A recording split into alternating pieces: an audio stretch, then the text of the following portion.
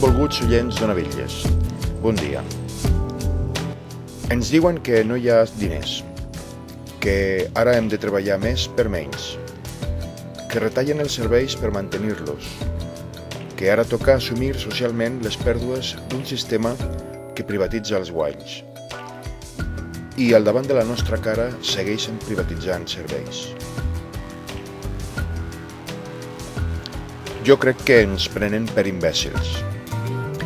I a més, crec que ho poden fer així, tan planerament, perquè en algun moment de la nostra història recent, hem hagut de donar mostres de ser-ho. La imbecilitat és, d'alguna manera, condició humana. Sí, potser us sembla fort que digui això, però ens ho mereixem.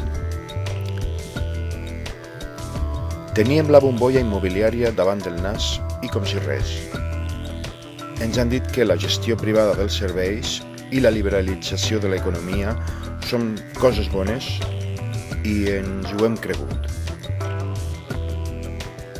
O almenys el partit polític que defensa aquestes mesures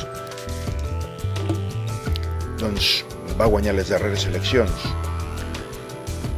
Així que som soberanament imbècils, perquè els resultats de la liberalització els hem pogut veure en la Gran Bretanya, per exemple, des de l'època de la Thatcher.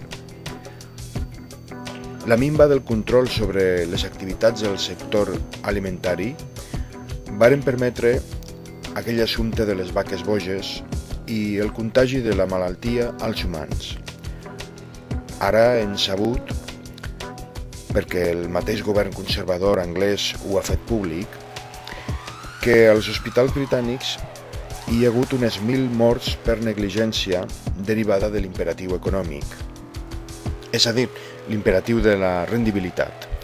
I acabo de llegir que al sistema sanitari de Madrid volen que els metges més estalviadors tinguin una prima. Això vol dir que cobraran més si no ens deixen ingressar a urgències, per exemple. Així que no hi ha diners, ja, però sí que en tenen per pagar espionatges, viatges, suborns a tercers, campanyes publicitàries, estudis de vialitat i d'altres imbecilitats. També tenen diners per protegir els seus i colar-los amb el dit a l'administració que controlen, com a personal laboral, assessors, bé, tot tipus de nomenaments que escapen del control públic. Som imbècils perquè ens hem cregut el que ells volien, que ens penséssim que la democràcia és anar a votar i deixar-los fer, dipositar la nostra confiança a terme fix de 4 anys, i prou. I no és així. Aquesta democràcia és una merda. I si la tenim és perquè no hem estat capaços de voler una de millor. Conclusió, que som imbècils.